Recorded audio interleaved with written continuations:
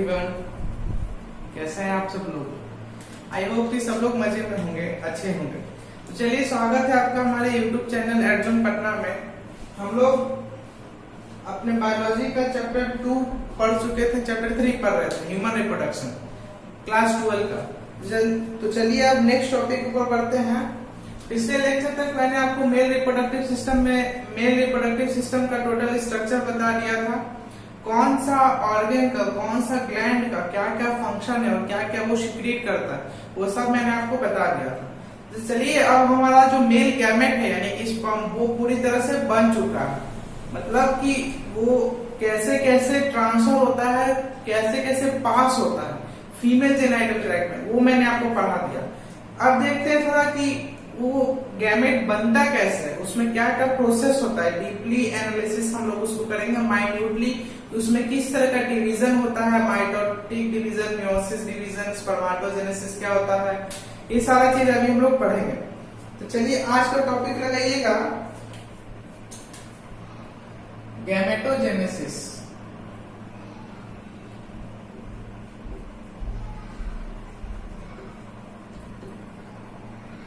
Gametogenesis क्या होता है, नाम से ही आपको पता चल रहा होगा। गैमेट मतलब गैमेट क्या होता है तो आप लोग जान ही रहे हैं, मेल और फीमेल गैमेट। और जेनेसिस मतलब जनरेशन, यानी कि गैमेट्स का जनरेशन होना, फॉर्मेशन होना, प्रोडक्शन होना, उसी को हम लोग बोलेंगे गैमेटोजेनेसिस। तो इसका डेफिनेशन अगर आप लोग लिखना चाहें तो लिख लीजिए।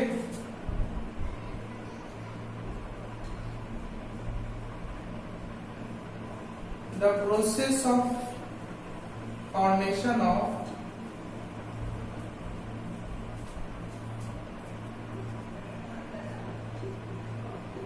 haploid gametes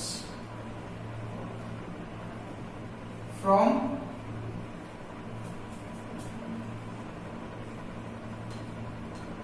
diploid cell, यानी कि हैप्लॉइड गैमेट का फॉर्मेशन होना डिप्लॉइड सेल से, या फिर सेल की जगह आप लोग जर्म सेल लिख लीजिए, वो ज्यादा सही रहेगा।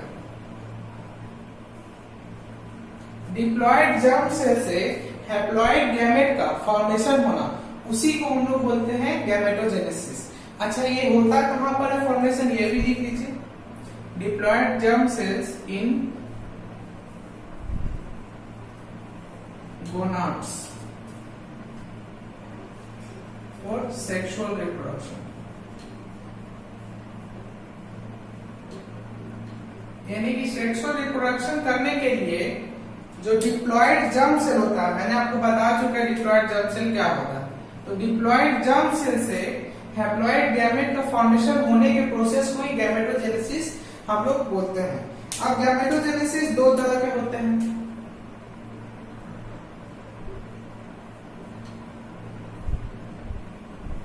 Gametogenesis is of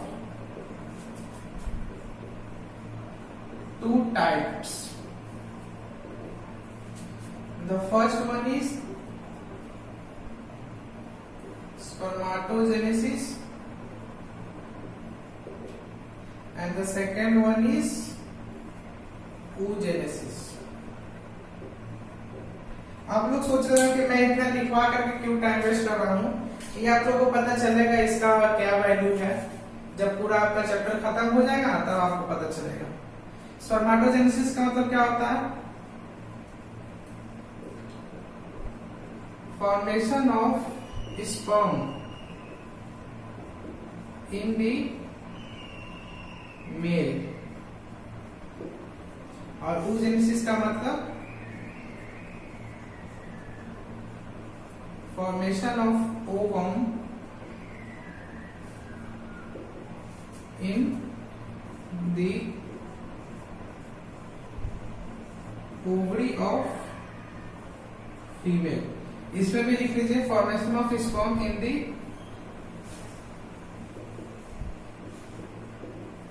testis of male, यानी कि मेल के टेस्टिस में स्पर्म के फॉर्मेशन होने के प्रोसेस को स्पर्मेटोजेनेसिस बोलते हैं, और फीमेल के ओवरी में ओवम के फॉर्मेशन होने के प्रोसेस को oogenesis बोलते हैं। तो चलिए हम लोग एक एक करके देखेंगे। तो पहले तो हम लोग स्पर्मेटोजेनेसिस देखेंगे, क्योंकि हम लोग मेल रिप्रोडक्टिव सिस्टम के बारे में पढ़ चुके हैं। फिर हम लोग फीमेल रिप्रोडक्टिव सिस्टम के बारे में पढ़ेंगे और फिर उसके बाद oogenesis के प्रोसेस को देखेंगे।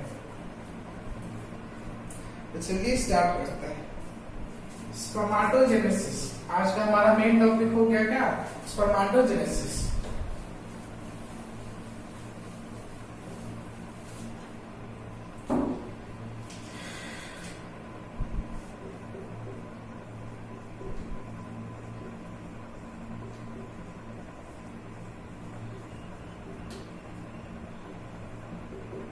तो स्पर्मेटोजेनेसिस का अगर आप लोग डिफिनेशन लिखना चाहें तो लिख लीजिएगा।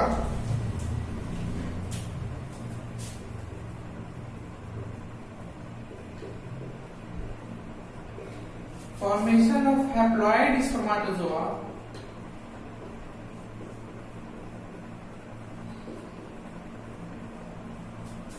या फिर स्पर्म को ही स्पर्मेटोजोआ भी बोलते हैं।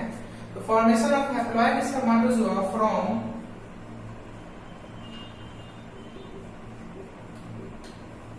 डिप्लॉइड स्पर्मेटोगोनिया, जो कि स्पर्म मदर से भी बोला जाता है। The formation of haploid spermatozoa from diploid spermatogonia is known as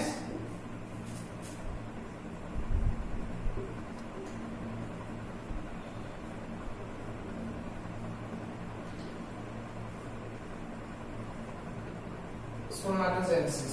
तो अभी आप लोग टेंशन नहीं लीजिएगा कि स्पर्मेटोजोआ क्या है, स्पर्मेटोगोनिया क्या है, बहुत सारा टर्म है इसमें, मैं आपको एक एक करके सब बताते जाऊंगा, लेकिन जैसे जैसे मैं आपको लिखवा रहा हूँ वैसे वैसे आप भी अपने नोट्स में लिखते जाइएगा।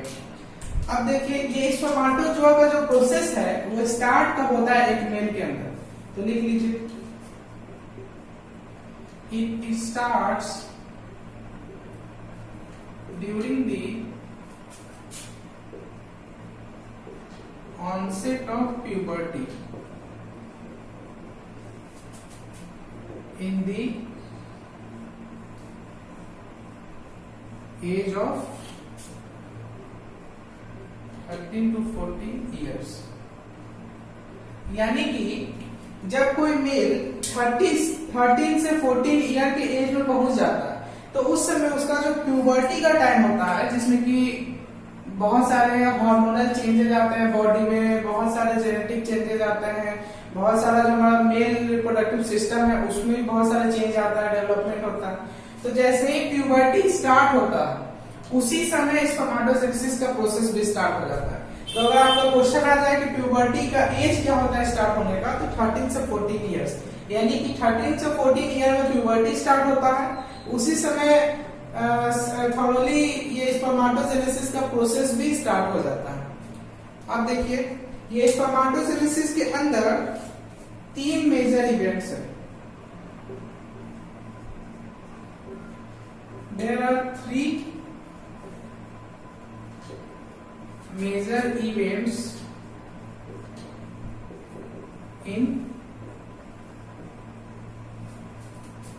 Spermatogenesis,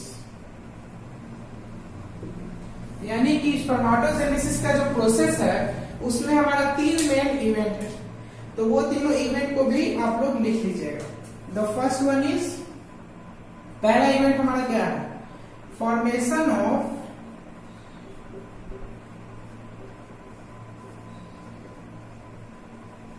spermatid from spermatogonia. Second process हमारा क्या है, फॉर्मेशन ऑफ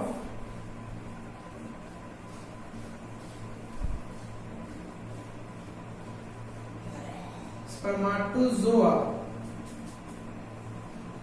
फ्रॉम स्पर्मेटिड। इस प्रोसेस को हम लोग स्पर्मियोजेनेसिस भी बोलते हैं। और जो हमारा थर्ड और लास्ट प्रोसेस है वो क्या है,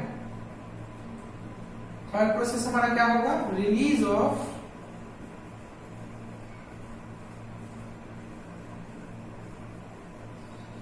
mature spermatozoa from seminiferous tubule। इस प्रोसेस को हम लोग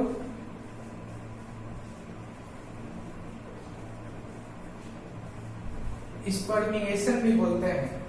तो ये 3 पॉइंट है, आप लोग ध्यान से नोट कर लीजिएगा। एक पॉइंट अभी हम लोग डिस्कस करेंगे डिटेल में। पहला हमारा जो प्रोसेस है वो प्रोसेस है फॉर्मेशन ऑफ स्पर्माटिड फ्रॉम स्पर्माटोगोनिया, यानी कि जो हमारा डिप्लॉयड स्पर्माटोगोनिया होगा उससे स्पर्माटिड का प्रोसेस होना, फॉर्मेशन होना।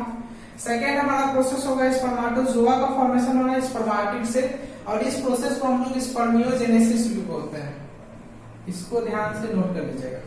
थर्ड जो हमारा प्रोसेस है वो मैच्योर स्पर्माटोजोआ रिलीज होना, कहां से, सेमिनिफेरस ट्यूब्यूल से, और इस प्रोसेस को हम लोग स्पर्मिएशन भी बोलते हैं। तो इस टॉपिक में बहुत सारा कंफ्यूजन आप लोग को आ रहा होगा कि स्पर्माटोजोआ क्या है, स्पर्माटोगोनिया क्या है, स्पर्मियोजेनेसिस, स्पर्माटोजेनेसिस, स्पर्मिएशन। तो स्पर्म से रिलेटेड बहुत सारा इसमें वर्ड्स है एक ही तरह का, इसलिए बहुत कंफ्यूजन हो रहा होगा आप लोग को। तो आप लोग टेंशन नहीं लीजिए, हम लोग एक एक करके सारे वर्ड्स को डिटेल में समझ लेंगे। तो यहाँ तक पहले आप लोग नोट कर लीजिए, फिर हम लोग स्टार्ट करते हैं अपना जो मेन प्रोसेस होगा स्पर्माटोजेनेसिस का उसको। तो चलिए मैं क्या करता हूँ, फिर अब करता हूँ इसको अभी, फिर हम लोग स्पर्माटोजेनेसिस के प्रोसेस को देखते हैं।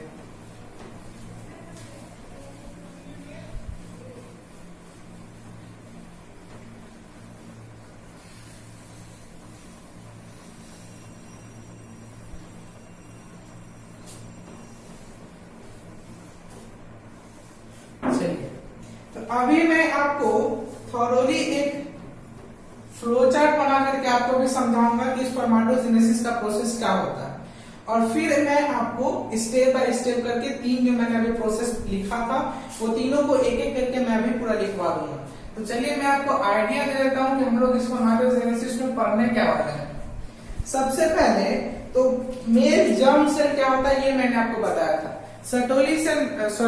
सेमिनिफेरस ट्यूब्यूल में 2 तरह का सेल प्रेजेंट होता था, एक मेल जर्म सेल और एक सर्टोली सेल। तो मेल जर्म सेल से हमारा स्पर्माटोजोआ या फिर स्पर्म जो है उसका फॉर्मेशन होता था। तो वही मेल जर्म सेल को हम लोग स्पर्माटोगोनिया भी बोलते हैं। मैंने आपको ये चीज पहले लिखवा चुका है। तो सबसे पहला प्रोसेस क्या होगा, जो हमारा स्पर्माटोगोनिया होगा,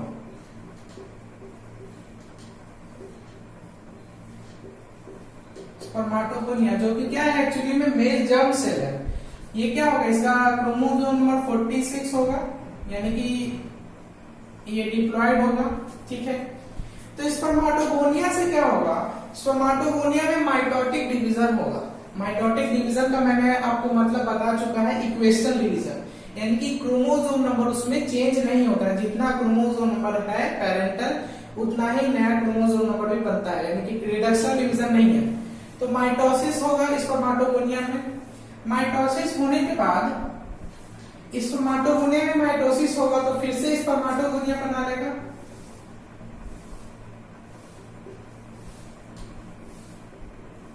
कौन सा प्रोसेस होगा यहाँ पे, माइटोसिस। टेंशन नहीं लीजिए, अभी मैं सब आपको बता रहा हूँ डिटेल में। माइटोटिक डिवीजन, ठीक है। और जैसे कोई भी चीज है मैं आपको बताता हूँ, जैसे मान लीजिए ये कोई भी सेल है, इसमें अगर माइटोसिस डिवीजन हुआ तो ये डिवाइड करके 2 सेल बना देगा। तो अगर इस सेल को हम लोग स्पर्माटोगोनिया ही बोल रहे हैं तो डिवाइड करके ये दोनों सेल को भी तो स्पर्माटोगोनिया ही बोलेंगे, क्योंकि फर्दर ये सेल मैच्योर करके यही वाला सेल बनाने वाला है। इसीलिए स्पर्माटोगोनिया में माइटोटिक डिवीजन होकर के कुछ तो जो है वो स्पर्माटोगोनिया ही बना लेते हैं, लेकिन कुछ स्पर्माटोगोनिया में क्या होता है, माइटोटिक डिवीजन होने के बाद उसमें डिफरेंशिएशन हो जाता है। अब डिफरेंशिएशन का मतलब क्या होता है मैं आपको बताता हूं। ऐसे तो जो मेरा लेक्चर स्टार्टिंग से देख रहे हैं उनको पता होगा डिफरेंशिएशन क्या होता है। डिवीजन और डिफरेंशिएशन ये 2 वर्ड है। तो डिवीजन का मतलब होता है कि कोई भी एक सेल डिवाइड करके 2 सेल बना दे। ये हो गया डिवीजन। और डिवीजन में माइटोटिक डिवीजन भी हो सकता है, मियोसिस डिवीजन भी हो सकता है, दोनों में से कोई भी डिवीजन हो सकता है। डिफरेंशिएशन का मतलब क्या होता है कि बहुत सारे सेल एक साथ इकट्ठा हो जाता है, एग्रीगेट हो जाता है, और एग्रीगेट करने के बाद कुछ नया स्ट्रक्चर बना लेते हैं, कोई ऑर्गन बना लेते हैं, कोई टिश्यू बना लेते हैं, कुछ भी बना लेते हैं बहुत सारे सेल मिल करके। उसी तरह से यहाँ भी स्पर्मेटोगोनिया का बहुत सारा सेल मिल करके डिफरेंशिएशन किया, और डिफरेंशिएशन करने के बाद जो स्ट्रक्चर बनाया उसको हम लोग बोलते हैं प्राइमरी स्पर्मेटोसाइट।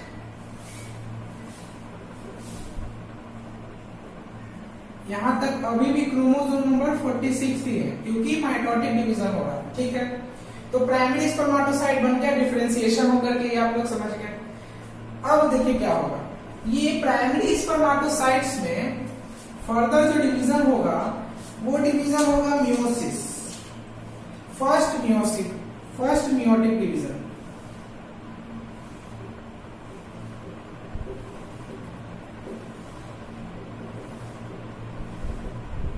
इसमें 2 मियोटिक डिवीजन होगा, इसलिए मैंने यहां लिखा है फर्स्ट मियोटिक डिवीजन। तो ये प्राइमरी स्पर्मेटोसाइट्स में फर्स्ट मियोटिक डिवीजन होगा, और फर्स्ट मियोटिक डिवीजन होने के बाद ये सेकेंडरी स्पर्मेटोसाइट बना देगा।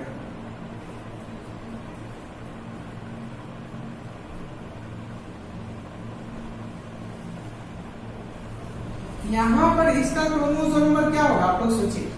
यहाँ पर माइटोटिक डिवीजन हुआ था तो 46 से 46 ही रह गया, लेकिन यहाँ मियोसिस हो रहा है तो मियोसिस में 46 से 23 हो जाएगा, यानी कि जो 46 में से 44 क्रोमोसोम जो हमारा सोमैटिक सेल होता है और 2 क्रोमोसोम जो हमारा जेनेटिक सेल होता है जो कि एक्स और वाई होता है, तो सेकेंडरी स्पर्मेटोसाइट बनाने के बाद ये क्या हो जाएगा 22 प्लस एक्स बन जाएगा और 22 प्लस वाई बन जाएगा, यानी कि 2 सेकेंडरी स्पर्मेटोसाइट इस तरह का बन जाएगा, ठीक है। ऐसे में आपको अभी ये सब डिटेल में लिखवाऊंगा, इसका टेंशन नहीं लीजिए। तो सेकेंडरी स्पर्मेटोसाइट बन गया।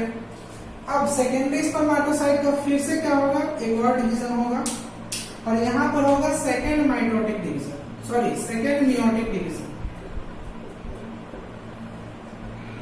बट यहाँ पर खेल ये है कि यहाँ पर जो सेकेंड मियोटिक डिवीजन होगा ना, सेकेंड मियोटिक डिवीजन जो होगा वो रिडक्शनल डिवीजन नहीं होगा।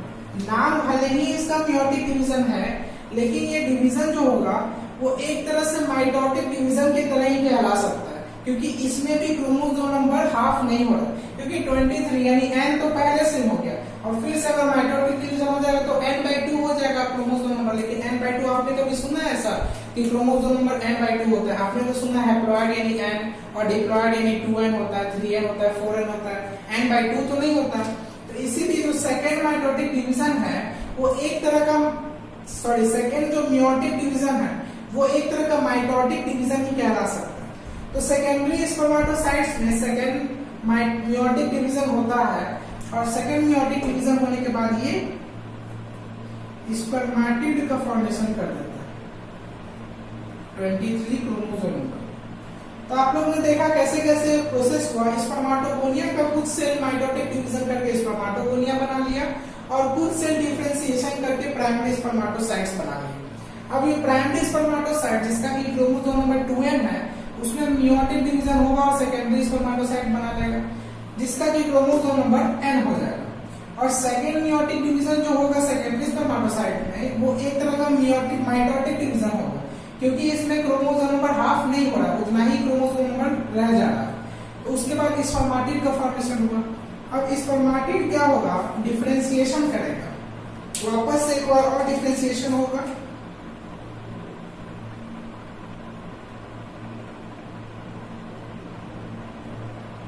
डिफरेंशिएशन करेगा और बना क्या लेगा हमारा फाइनल प्रोडक्ट, जो कि क्या है स्पर्मेटोजोआ या फिर स्पर्म, दोनों एक ही चीज है। ये जो प्रोसेस है, जिस प्रोसेस के थ्रू स्पर्मेटिड से स्पर्मेटोजोआ बन रहा है, उस प्रोसेस को स्पर्मियोजेनेसिस बोलते हैं।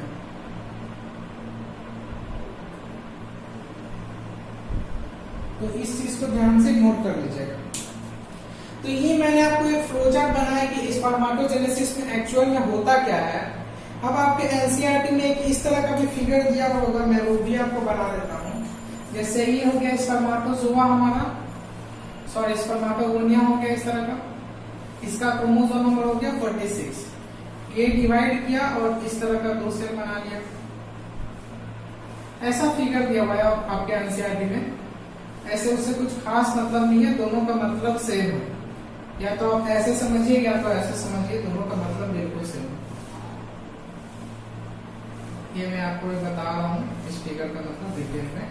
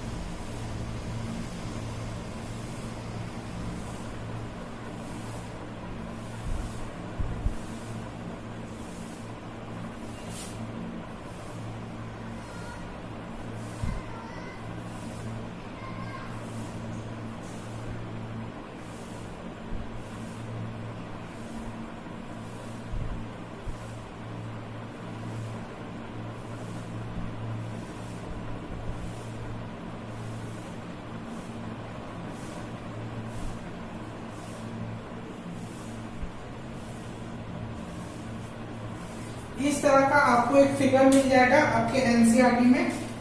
यहाँ पर ऐसे लिखा होगा 46, 23,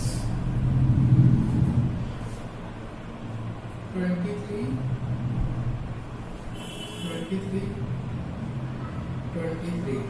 तो ये 46 और 23 क्या है, आपका क्रोमोसोम नंबर है। तो इस प्रोसेस में भी आपको यही चीज मिलेगा अगर आप लोग ध्यान से देखें तो। मैं आपको बताता हूँ, जैसे ये हो गया जो ऊपर वाला सेल है सबसे फर्स्ट सेल, उसको अगर हम लोग बोल दे कि वो स्पर्मेटोगोनिया है हमारा, ठीक है, तो वो स्पर्मेटोगोनिया क्या करेगा, माइटोटिक डिवीजन करेगा, और माइटोटिक डिवीजन करने के बाद 2 सेल बनाएगा, फिर से माइटोटिक डिवीजन होगा 4 सेल बना लेगा। अब 4 में से 3 सेल जो है वो स्पर्मेटोगोनिया ही रहेगा, यानी ये वाला, और एक सेल जो है वो डिफरेंशिएशन किया, डिफरेंशिएशन करने के बाद प्राइमरी स्पर्मेटोसाइट्स बना लिया। सॉरी थोड़ा सा फोटो उल्टा बन गया है, कोई बात नहीं, मैं आपको ये बता दूंगा। ये वाला जो फोटो है ये है प्राइमरी स्पर्मेटोसाइट्स का। तो एक मान लीजिए कि ऐसा स्पर्मेटोगोनिया रह गया जो कि डिफरेंशिएशन कर लिया, और डिफरेंशिएशन करने के बाद क्या बनाया, प्राइमरी स्पर्मेटोसाइट्स बनाया 2, और फिर उसमें से फिर से डिफरेंशिएशन हुआ, यानी कि सेकेंड मेयोटिक डिवीजन। फोटो थोड़ा सा उल्टा बन गया है, मैं आपको फिर से समझाता हूँ एक मिनट। ये हो गया हमारा स्पर्मेटोगोनिया, ये प्राइमरी स्पर्मेटोसाइट्स, ये सेकेंडरी स्पर्मेटोसाइट्स, ये स्पर्मेटोसाइट्स। नहीं फोटो ठीक है, आप लोग ध्यान से देखिए। ये हमारा स्पर्मेटोगोनिया हो गया, माइटोटिक डिवीजन हुआ, फिर से माइटोटिक डिवीजन हुआ, 4 सेल बना लिए। अब 4 में से 3 जो है वो स्पर्मेटोगोनिया ही रह गए। एक सेल क्या किया, डिफरेंशिएशन किया, और डिफरेंशिएशन करने के बाद प्राइमरी स्पर्मेटोसाइट्स बना लिया। तो ये हो गया प्राइमरी स्पर्मेटोसाइट। अब प्राइमरी स्पर्मेटोसाइट्स क्या किया कि वापस से मेयोटिक डिवीजन किया, ये मैं मिटा देता हूँ। ये प्राइमरी स्पर्मेटोसाइट्स वापस से डिवीजन किया, जो कि क्या है, फर्स्ट मेयोटिक डिवीजन। तो यहाँ से यहाँ में फर्स्ट मेयोटिक डिवीजन हुआ और 2 सेल प्रेजेंट हो गया, बन गया, और क्रोमोसोम नंबर भी आप लोग देख सकते हैं हाफ हो गया। फिर से इसमें सेकेंड मेयोटिक डिवीजन हुआ और 4 स्पर्मेटिड बना लिया, और उसी 4 स्पर्मेटिड से डिफरेंशिएशन होकर के 4 स्पर्मेटोजोआ का फॉर्मेशन हो गया। तो इससे आप लोग को ये समझ में आया होगा कि एक स्पर्मेटोगोनिया से हमारा 4 स्पर्मेटोजोआ बन रहा है। ये चीज आप लोग को समझ में आ गया होगा कि एक स्पर्मेटोगोनिया से हमारा 4 स्पर्मेटोजोआ का फॉर्मेशन हो रहा है। ये चीज आप लोग समझ गए होंगे। तो इसको आप लोग एक बार क्या कीजिए कि स्क्रीनशॉट ले लीजिए, और फिर हम लोग अपने नेक्स्ट टॉपिक के ऊपर बढ़ते हैं। तो चलिए अब हम लोग अपने नेक्स्ट टॉपिक को देखते हैं, जो मैंने आपको 3 पॉइंट्स लिखवाया था A, B और C करके, उसको भी हम लोग डिटेल में देखते हैं। तो सबसे पहला पॉइंट लगा लीजिएगा, point number A। Formation of स्पर्माटिड।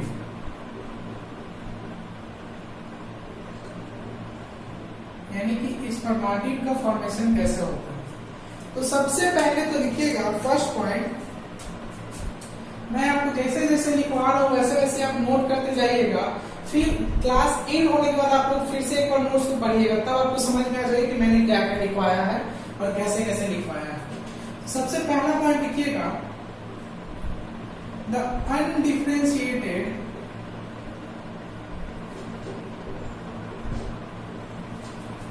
germ cells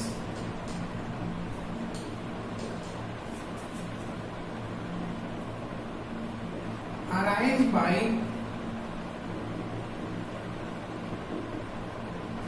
mitotic division of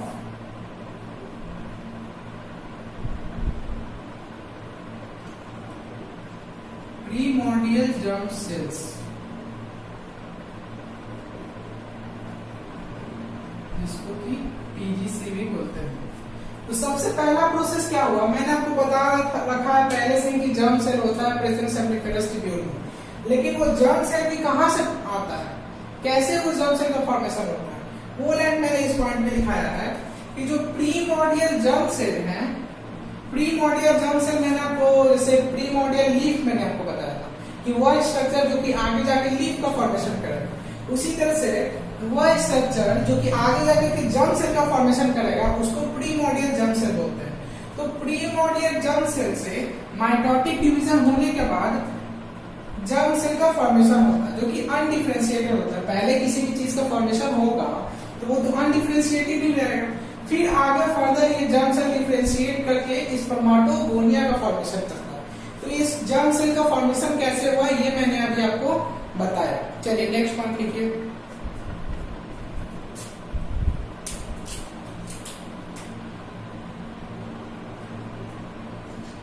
they divides by mitotic division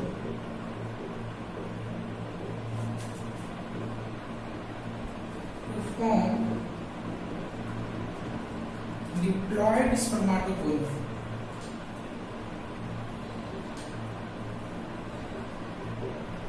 जिसका क्रोमोसोम नंबर होगा 44 प्लस XY, यानी कि ये 44 हमारा सोमैटिक सेल और XY जो है वो हमारा क्रोमोसोम नंबर मतलब वो जेनेटिक सेल है। ठीक है, तो अब देखिए क्या हुआ, ये जो अनडिफरेंशिएटेड जर्म सेल था जिसमें कि डिफरेंशिएशन नहीं हुआ था वो फर्दर डिवाइड करेगा और माइटोटिक डिवीजन के द्वारा डिवाइड करेगा और डिप्लॉयड स्पर्माटोगोनिया का फॉर्मेशन करेगा, जो कि मैंने अभी फ्लोचार्ट में सबसे ऊपर में लिखा था स्पर्माटोगोनिया, वो कहां से बन करके आया वो आपको यहां से समझ में आ गया।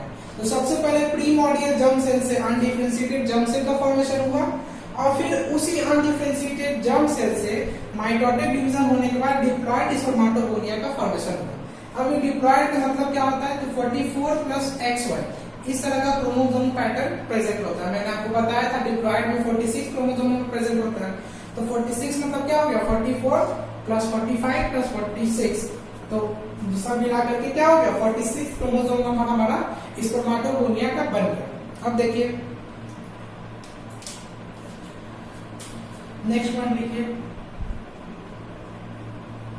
स्पर्माटोगोनिया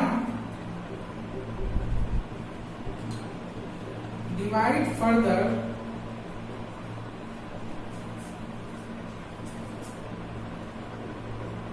mitotically to produce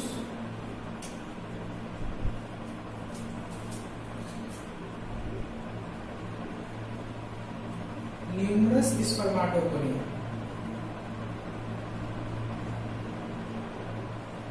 यानी कि स्पर्माटोगोनिया माइटोटिक डिवीजन करने के बाद बहुत सारे स्पर्माटोगोनिया बना लिया, ये मैंने आपको बताया। फिर देखिए फिर क्या होता है, they are of two types, यानी कि नया जो माइटोटिक डिवीजन होने के बाद स्पर्माटोगोनिया का फॉर्मेशन हुआ है वो दो तरह का स्पर्माटोगोनिया होता है। पहला ये हमारा क्या है, ये मैंने आपको यहाँ लिखा है, इसलिए चलिए रोमन में लिख देते हैं 1। पहला क्या है? Type A spermatogonia. ये किस तरह का स्पर्माटोगोनिया लिख लीजिए।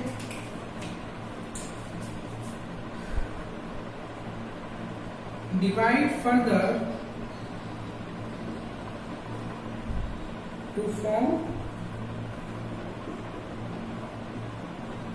एडिशनल स्पर्माटोगोनिया।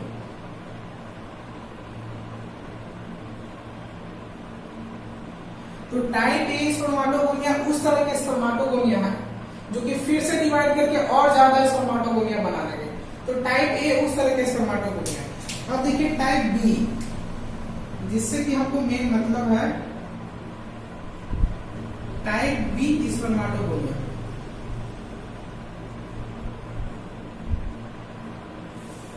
ये देखिए इस तरह के, एक इस तरह के स्पर्माटोगोनिया है। Type B spermatogonia are the precursors of sperm. यानी कि टाइप बी स्पर्माटोगोनिया उस तरह के स्पर्माटोगोनिया है जो कि फर्दर डेवलप करके या डिवीजन करके स्पर्म बनाएंगे। यानी कि स्पर्म के प्रिकर्सर्स को हम लोग टाइप बी स्पर्माटोगोनिया बोल सकते हैं। यानी कि इसका मतलब आपको ये समझ में आ गया होगा कि टाइप बी स्पर्माटोगोनिया वो स्पर्माटोगोनिया है जिससे कि मेन हमारा स्पर्माटोजोआ या फिर स्पर्म का फॉर्मेशन होता है। और ये देखिए are the precursor of sperm and enters into a growth phase। यानी कि ये जो टाइप बी स्पर्माटोगोनिया है वो फर्दर ग्रोथ फेज में इंटर कर जाएंगे। यानी कि इनका ग्रोथ शुरू हो जाएगा अभी से स्पर्म फॉर्मेशन होने तक का। तो इस तरह के जो स्पर्माटोगोनिया है जो कि फर्दर स्पर्म का फॉर्मेशन करते हैं उनको हम लोग क्या बोलते हैं? स्पर्माटोसाइट्स बोलते हैं। लिख लीजिएगा, they are called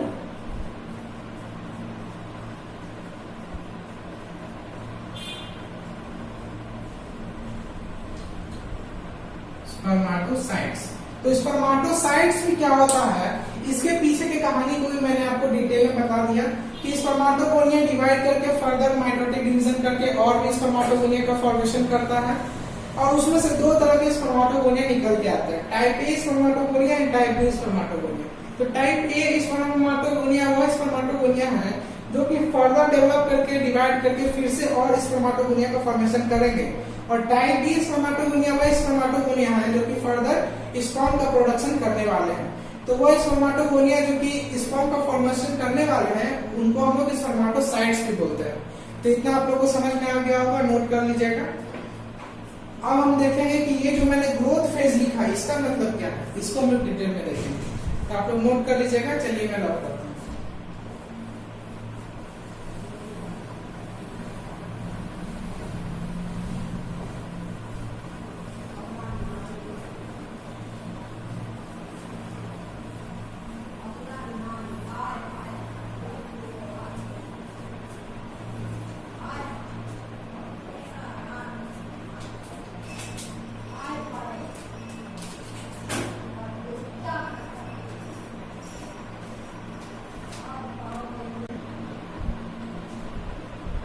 तो चलिए अब हम लोग देखते हैं ये जो मैंने आपको ग्रोथ फेज लिखा इसका मतलब क्या होगा।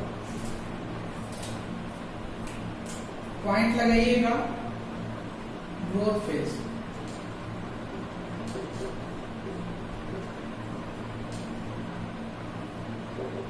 ग्रोथ फेज का मतलब क्या होगा, तो इसका डेफिनेशन लिख लीजिएगा।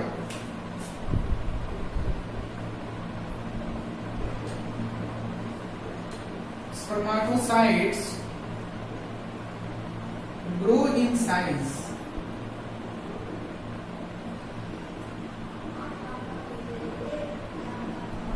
accumulate nutrients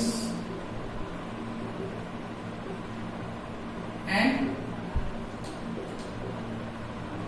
replicate DNA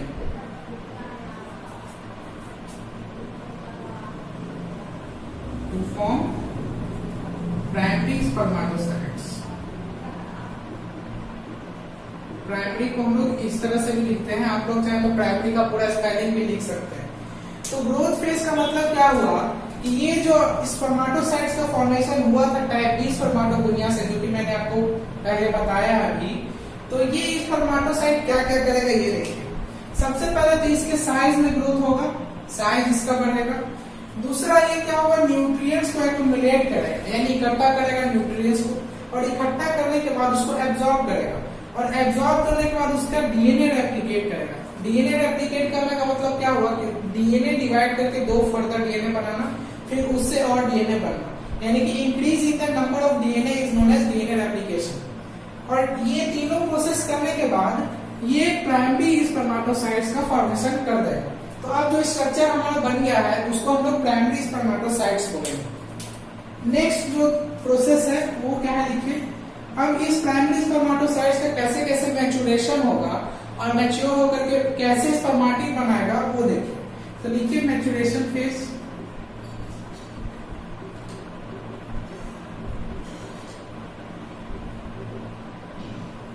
तो मैच्योरेशन फेज में क्या क्या होता है ये चीज लिखिए। सबसे पहला process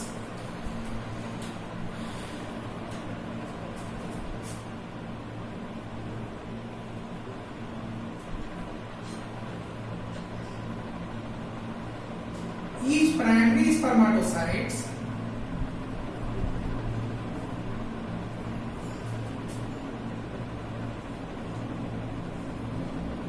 undergoes first reductional division या फिर mitotic division to form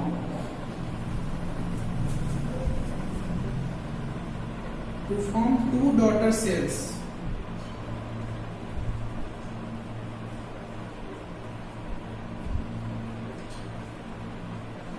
Each with या लिख लीजिए one with chromosome number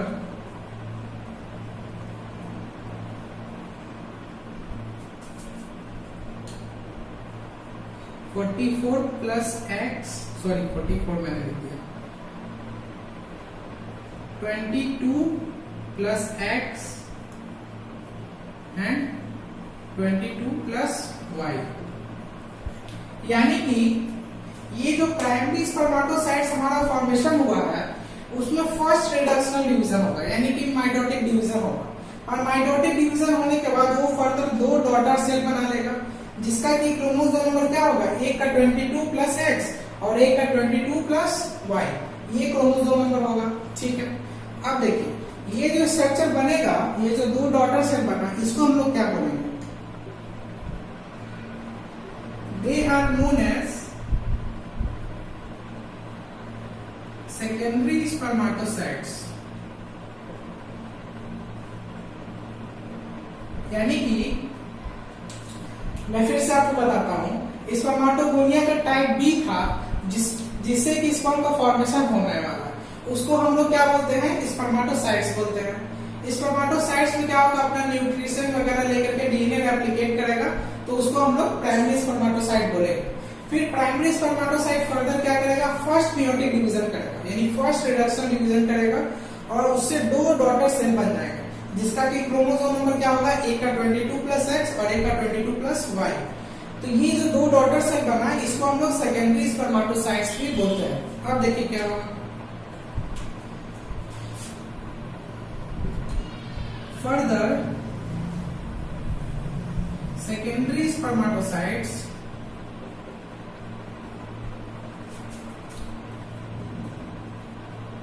again undergoes second reductional division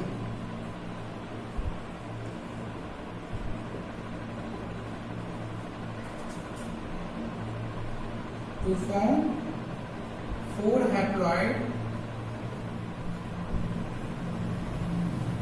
spermatid। यानी कि ये जो हमारा दो डॉटर सेल फॉर्मेशन हुआ है, इस दोनों का फिर से सेकेंड रिडक्शनल डिवीजन होगा और फिर 2 से 4 सेल बन जाएंगे, जिसको कि हम लोग फाइनली स्पर्माटिड बोलते हैं। तो यानी कि आपको ये चीज यहाँ से क्लियर हो गया होगा, पहले अगर क्लियर नहीं हुआ होगा तो यहाँ से आप लोग बिल्कुल समझ गए होंगे कि एक स्पर्मेटोसाइट से यानी एक स्पर्मेटोगोनिया से 4 स्पर्मेटिड का फॉर्मेशन हो रहा है। ये चीज ध्यान रखने वाली बात है। लिख लीजिए, मैं आपको लिखवा ही देता हूँ ये पॉइंट।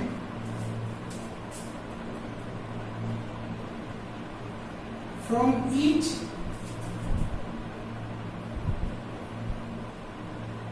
स्पर्मेटोसाइट्स यानी कि वो स्पर्मेटोगोनिया जो कि क्या करेंगे, स्पर्म का फॉर्मेशन करेंगे, जिनको कि टाइप टी स्पर्मेटोगोनिया ही बोलते हैं। तो from each spermatocytes 4 haploid spermatids are form.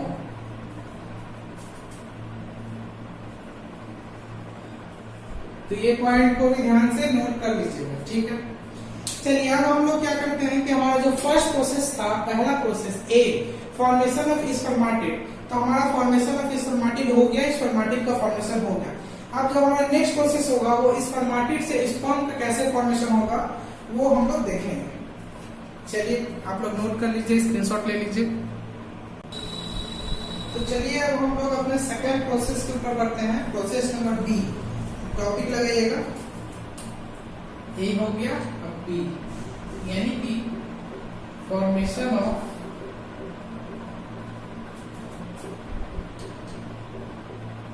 Spermatozoa, यानी कि स्पर्मेटिड का तो फॉर्मेशन हो गया है। अब फॉर्मेशन ऑफ स्पर्मेटोजोआ का इस प्रोसेस को हम लोग स्पर्मियोजेनेसिस भी बोलते हैं, लिख लीजिएगा।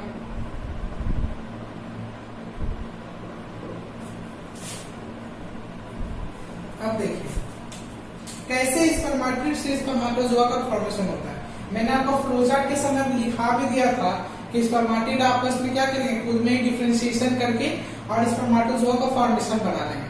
अब स्पर्मेटिड का कैसा स्ट्रक्चर होता है ये थोड़ा सा लिख लीजिए। तो लिखिएगा प्रोसेस क्या है,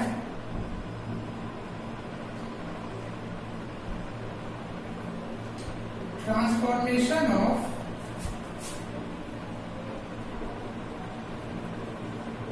रेडियली सिमेट्रिकल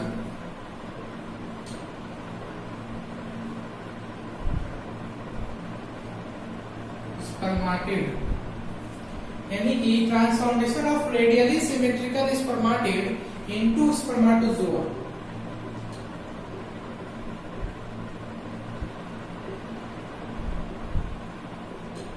is called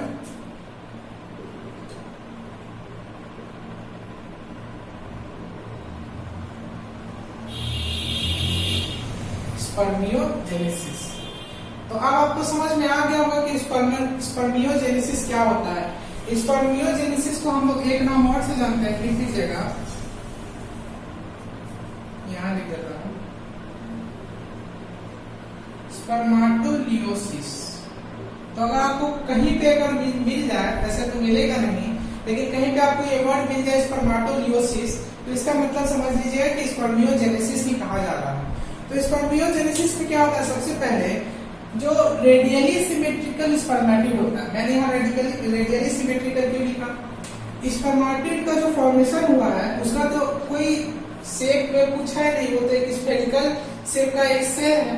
तो एक स्फेरिकल शेप का रेडियली सिमेट्रिकल का मतलब क्या होता है कि इसको हम लोग किसी भी तरह से कट करें तो हम लोग को इक्वल साइज का इक्वल पीस मिले, उसको हम लोग रेडियली सिमेट्रिकल बोलते हैं। जैसे अगर मान लीजिए कि इस तरह का कोई एक सेल है, ठीक है, या कुछ भी चीज है इस तरह का, तो इसको हम लोग किसी भी तरह से कट करेंगे तो हम लोग को 2 इक्वल पार्ट्स कभी भी नहीं मिल सकता। हम लोग को इसी तरह से कट करना पड़ेगा हमेशा ही, तब जाकर के हम लोग को इस इधर का पार्ट और इधर का पार्ट दोनों इक्वल मिलेगा। अगर हम लोग ऐसे कट करेंगे तो ऊपर का पार्ट देखिए कुछ और है, नीचे का पार्ट देखिए कुछ और है। इसीलिए हम लोग को इस तरह से लेटरल सिमेट्रिकल करना पड़ेगा, लेटरल सिमेट्री काटना पड़ेगा, तब जाकर के हम लोग दोनों तरफ एक ही तरह का मिल पाएगा। तो रेडियल सिमेट्री का मतलब होता है कि किसी भी तरह से हम लोग उस चीज को डिवाइड करें तो हम लोग को सेम स्ट्रक्चर मिले, तो उस चीज को हम लोग रेडियल सिमेट्रिकल बोलते हैं। तो आप लोग को यहाँ से ये भी चीज क्लियर हो गया होगा कि स्पर्मेटिड का जो सिमेट्री होता है वो रेडियल सिमेट्री होता है। तो उसी स्पर्मेटिड से जब ट्रांसफॉर्मेशन होकर के स्पर्मेटोजोआ का फॉर्मेशन हो जाता है तो उसको हम लोग स्पर्मियोजेनेसिस बोलते हैं। अच्छा, ये जो स्पर्मेटोजोआ का फॉर्मेशन हुआ है ये रेडियल सिमेट्री नहीं होगा, क्योंकि स्पर्म का आप लोग जानते हैं इस तरह का कुछ स्ट्रक्चर होता है, मैं आपको बताऊंगा अभी। तो उसमें रेडियल सिमेट्रिकल नहीं होता, उसमें लेटरल सिमेट्री होता है। तो मैं आपको ये चीज अभी डिटेल में बताऊंगा। थोड़ा सा एक और पॉइंट है, चलिए उसको भी आप लोग नोट कर ही लीजिए, बहुत इंपॉर्टेंट पॉइंट है। After the formation of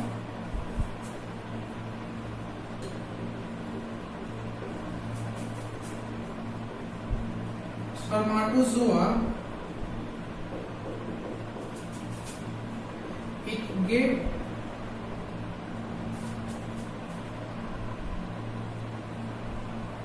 embedded. After the formation of spermatozoa, it get embedded. Embedded के spelling मैंने गलती लिख दिया। It get embedded in the Sertoli cell through its head portion for taking nutrition. यानी कि ये जो स्पर्मेटोजोआ का फॉर्मेशन हुआ है वो क्या होगा कि अपने हेड के द्वारा सर्टोलाइज सेल में जाके इम्बेडेड हो जाएगा। क्यों? क्योंकि सर्टोलाइज सेल से क्या होता है, मैंने आपको सर्टोलाइज सेल पढ़ाया था, उस समय मैंने आपको बताया था कि सर्टोलाइज सेल का काम है न्यूट्रिशन प्रोवाइड करना स्पर्म को। तो आपको मैं यहाँ डायग्राम बना के थोड़ा सा समझा देता हूँ। देखिए, मान लीजिए कि ये सर्टोलाइज सेल है, इस तरह से प्रेजेंट है, ठीक है। सर्टोलाइज सेल थोड़ा सा इलॉन्गेटेड होता है और ये मान लीजिए जर्म सेल है यहाँ पे। तो इस जर्म सेल से मान लीजिए स्पर्म निकला और स्पर्म निकलने के बाद ये इस सर्टोलाइज सेल में जाकर के इम्बेडेड हो जाता है। जैसे ही यहाँ से स्पर्म निकलता है तो ये स्पर्म यहाँ पर सर्टोलाइज सेल में जाकर के इम्बेडेड हो जाता है इस तरह से। यानी कि इसका जो हेड पोर्शन है वो सर्टोलाइज सेल के अंदर घुस जाता है। क्यों घुस जाता है? क्योंकि अंदर से न्यूट्रिशन मिलता है उसको, इसलिए अंदर घुस जाता है। और जब यही स्पर्म फुली मैच्योर हो जाएगा, न्यूट्रिशन बढ़िया से ले लेगा, फिर ये यहाँ से रिलीज होकर के आगे और फर्दर मूव करेगा। तो चलिए आप लोग ये नोट कर लीजिएगा कि स्पर्मियोजेनेसिस क्या होता है, ये मैंने आपको डिटेल में बता दिया। अब चलिए हम लोग चलते हैं अपने सी पे, यानी बी मैंने कर लिया, सी में क्या था मैंने आपको लिखा था रिलीज ऑफ मैच्योर स्पर्म। तो चलिए इसका स्क्रीनशॉट ले लीजिए। चलिए बात करते हैं। थोड़ा सा ये वीडियो लंबा हो गया पर कोई बात नहीं, आप लोग अपने किसी भी दोस्त लोग से मिला सकते हैं। इन्हीं का भी नोट्स इतना नहीं हो सकता, इससे कम ही होगा,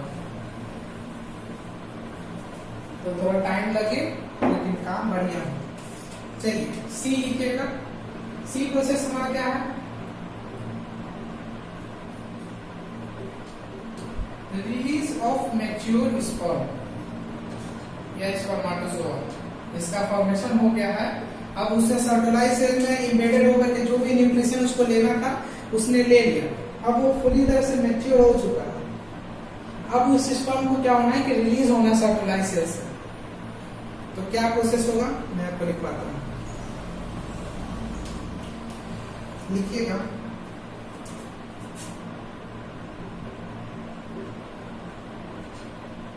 the matured spermatozoa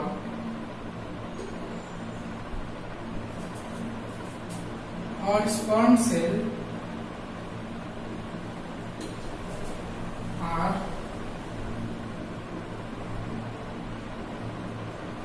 released from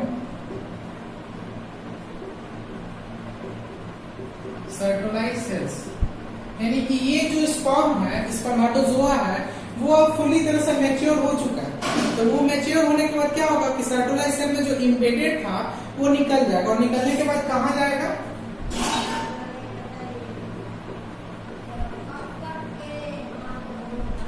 into the lumen of seminiferous tubule.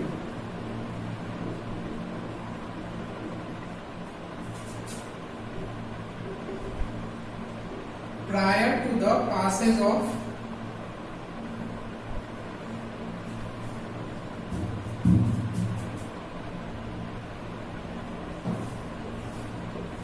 Epididymis. यानी कि ये जो सर्टोलाइज सेल में इम्बेडेड था स्पर्म सेल, वो अब सर्टोलाइज सेल से निकल गया है और निकल करके लूमेन ऑफ सेमिफेरस टिब्यूल में चला गया। लूमेन का मतलब होता है कि एम्प्टी स्पेस, यानी कि सेमिफेरस टिब्यूल में जो भी एम्प्टी स्पेस है वहां पर अब ये मैच्योर्ड स्पर्मेटोजोआ चला गया। Prior to the process of epididymis का मतलब क्या होता है कि एपिडिडाइमिस में जाने से पहले, प्रायर मतलब पहले, तो यानी कि एपिडिडाइमिस में जाने से पहले ये matured spermatozoa lumen of seminiferous tubule में चला गया। ठीक है, इस प्रोसेस को हम लोग क्या बोलते हैं, लिख लीजिए,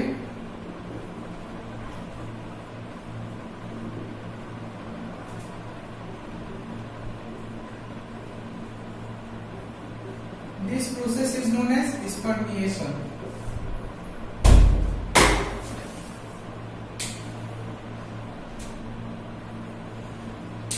तो इस प्रोसेस को हम लोग स्पर्मिएशन बोलते हैं, तो इसको नोट कर लीजिएगा।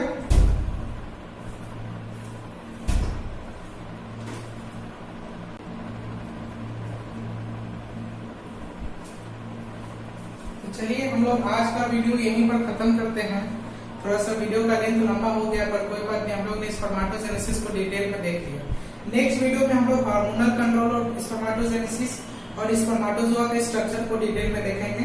तब तक आप लोग नोट्स अच्छे से बनाइएगा और नोट्स बनाने के बाद फिर से इसको रिवाइज कर लीजिएगा अपने नोट्स को एक बार और पढ़ने के बाद। तो चलिए नेक्स्ट वीडियो में हम लोग बहुत ही जल्दी मिलेंगे, तब तक के लिए टाटा।